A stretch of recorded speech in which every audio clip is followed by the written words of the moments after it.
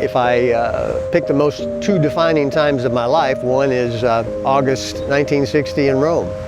The other would definitely have to be September 16th, 2011, when a doctor told me I had 3 months to live.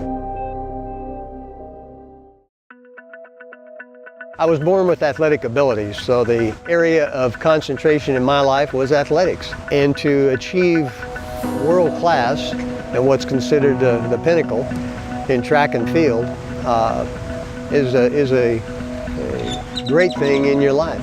Obviously, my success in the games has been something that has followed me throughout my life, has been a defining characteristic of my life, and brought me great pleasure. The doctor told me I had acute myeloid leukemia, which, believe me, I knew nothing about. I knew leukemia was something you didn't want to have, a word you didn't want to have tied with your name.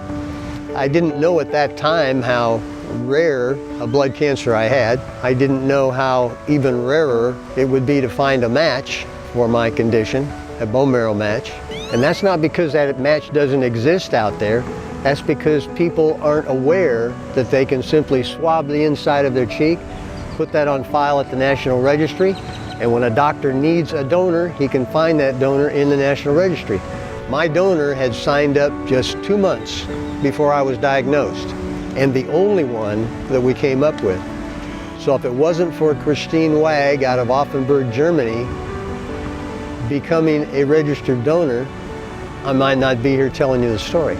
So we have started what we call Earl Young's team, and we're focused primarily on faith-based universities. And I am telling my story and encouraging donors from that crowd. Actually, we take donors from 18 to 55, but this is fresh material right here, and people that will be with us for years and years to come. So I've teamed up with Delete Blood Cancer. I think there's a great misunderstanding today. And when you talk to people about being a bone marrow donor, they have visions of much worse, much severe donation than it actually is. It's the only way we have to save a life today. This is it. Because we found a donor for me, I have a chance for a cure, which means longer life. The real key to all this is everybody understanding that they can be a donor and save a life.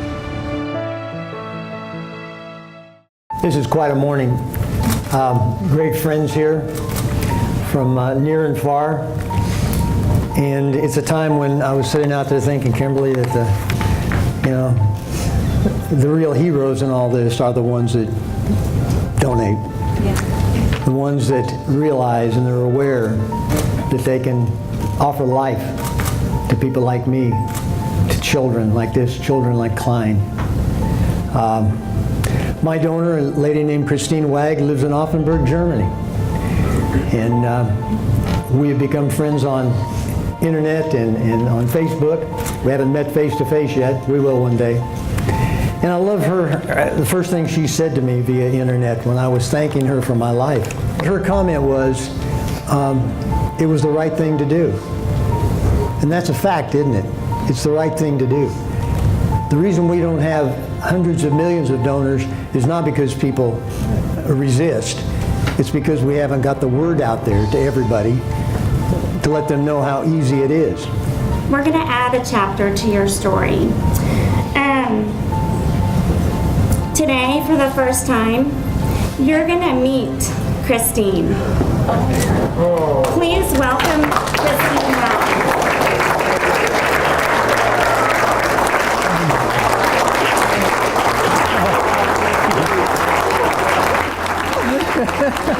So beautiful.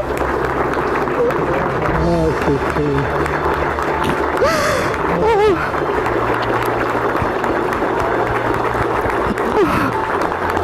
I'm so happy.